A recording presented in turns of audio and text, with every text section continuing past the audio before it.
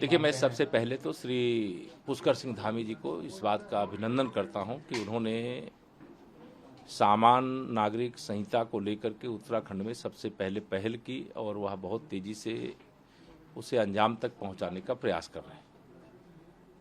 माननीय प्रधानमंत्री श्री नरेंद्र मोदी जी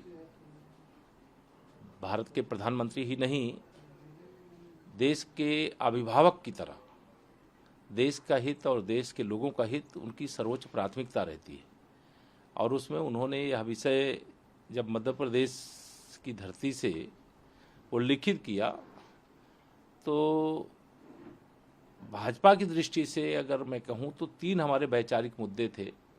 जम्मू कश्मीर से धारा 370 हटाना, अयोध्या में रामलला की जन्मभूमि पर भव्य मंदिर बनाना और सामान्य नागरिक कानून, एक देश में एक कानून बनाना। और उस दिशा में जो पहल शुरू हुई है, मैं पहले तो इसका स्वागत करता हूं। और इस देश की ज़रूरत है कि सबके लिए एक कानून होना चाहिए, किसी के लिए अलग, किसी के लिए अलग, किसी के लिए अलग।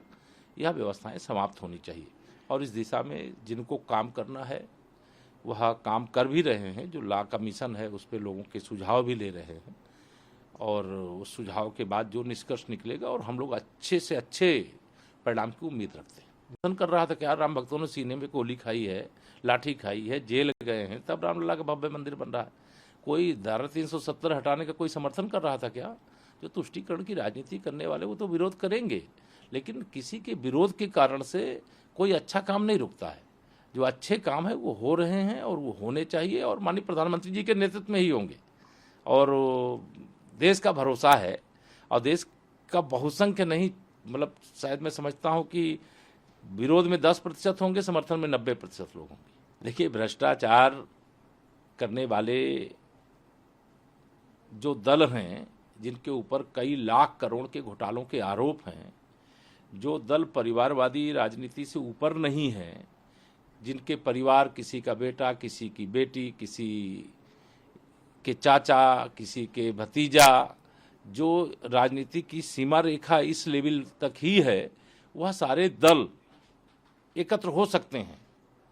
लेकिन मेरा विश्वास है देश की जनता उन दलों के साथ नहीं जाने वाली है। देश की जनता माननीय नरेंद्र मोदी जी के साथ थी, माननीय नरेंद्र मोदी जी के साथ है और माननीय नरेंद्र मोदी जी के साथ रहेगी। 2014 से बड़ी विजय हमें 2019 में मिली है और 2019 से बहुत बड़ी विजय 2024 में माननीय नरेंद्र मोदी जी को तीसरी बार देश का प्रधानमंत्री बनाने के लिए मिलेगी।